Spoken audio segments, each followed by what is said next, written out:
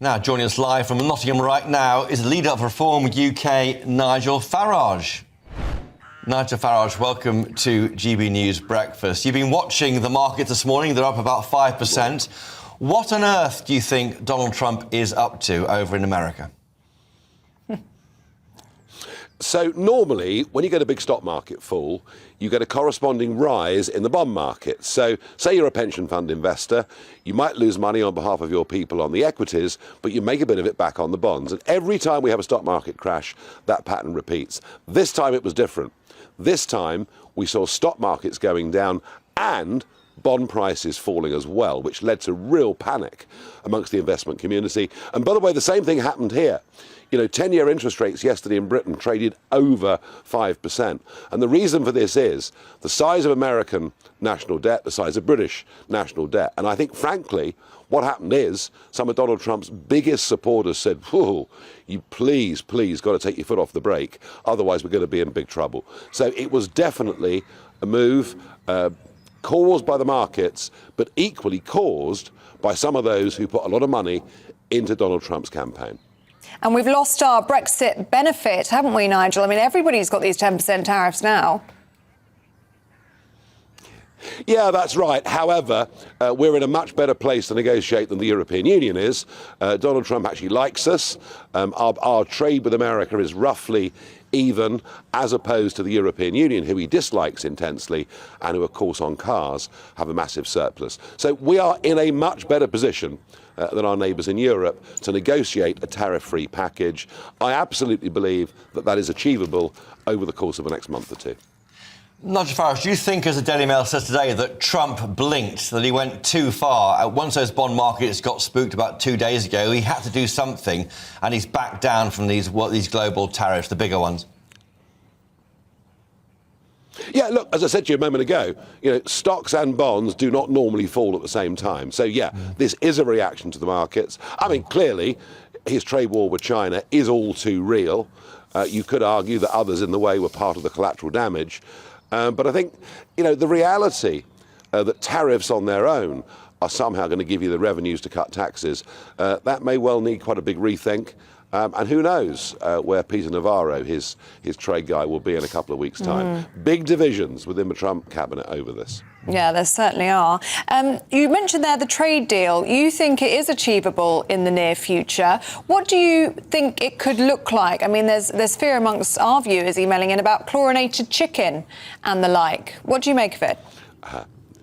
Yeah, well, I tell you what, I wonder whether your viewers know that every single bag of pre-packed salad they buy in British supermarkets has been treated with chlorine. I wonder whether they know that. And look, you know, if there were agricultural products on our shelves from America that we disapproved of, provided it's labelled clearly, we don't have to buy it. And look, I'll tell you this, Trump told me face to face in 2017, I want to do a free trade deal with the UK, I want to do it quickly. And it didn't happen because the Conservatives dithered after the referendum result. It took us years to actually leave the European Union. So there have been big wasted opportunities, but I promise you this deal can be done. You're probably the longest-serving friend, if that's the word, in UK politics with Donald Trump. But you haven't spoken to him, have you, since he became president back in January? Why is that? Why are you not using your influence to try and help Keir Starmer get the best out of this special relationship?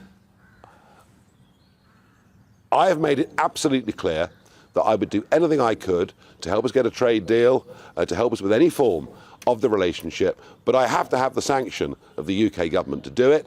If I go directly to the American administration, you know, I will be interfering with British government policy, and I'm not going to do that. The difference is, you know, first time round in 2017 onwards, I wasn't a British member of Parliament, and so I'm in a very different position.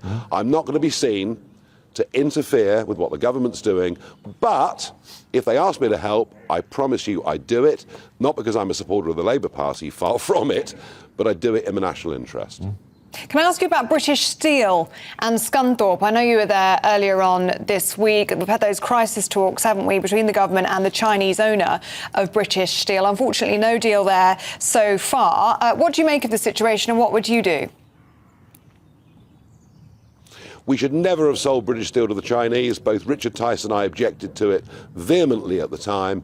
I'm of the view that the Chinese bought British steel to close British steel down because they want themselves to dominate the global steel market.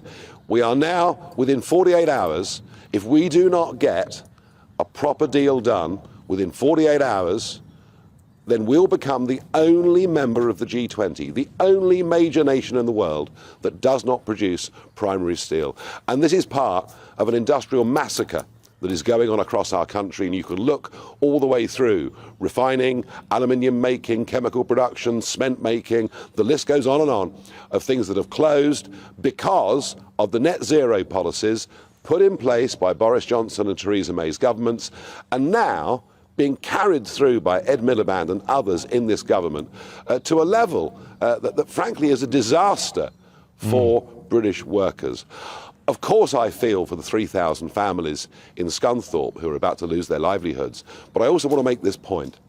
At a time when we're talking about increasing defence spending, at a time when the world is in a more dangerous place than it's been at any point, certainly in my lifetime, steel is an absolutely vital strategic national asset. The government needs to nationalise British steel, do it quickly, and then let's find a way of getting a private consortium to take it over.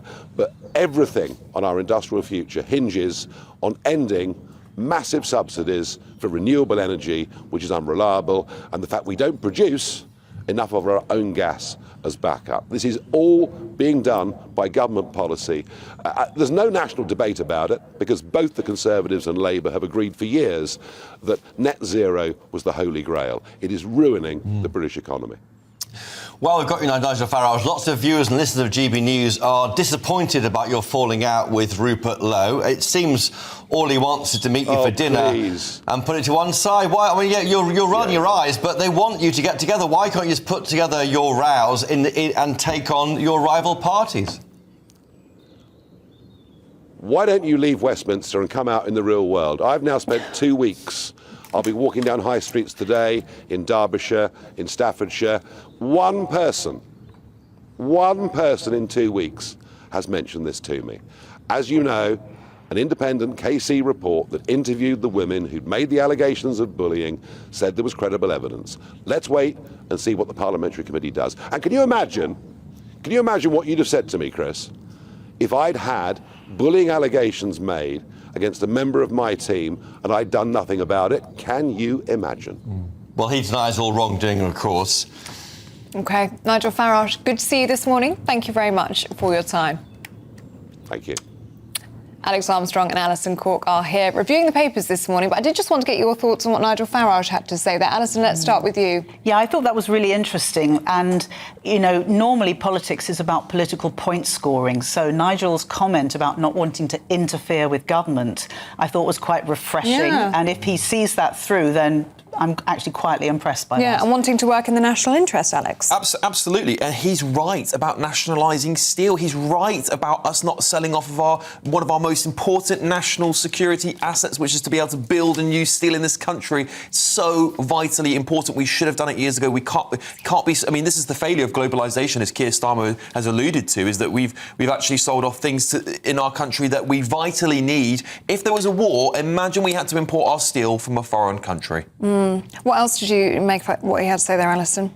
I think this opportunity for the UK now to look attractive by comparison to other countries to do business with. So I think there is, perhaps the UK is now sitting in a warmer, brighter light because of what Trump has done. You know, when a butterfly flaps its wings, you feel the reverberations a long way away, and I think we could be feeling those reverberations in a positive way.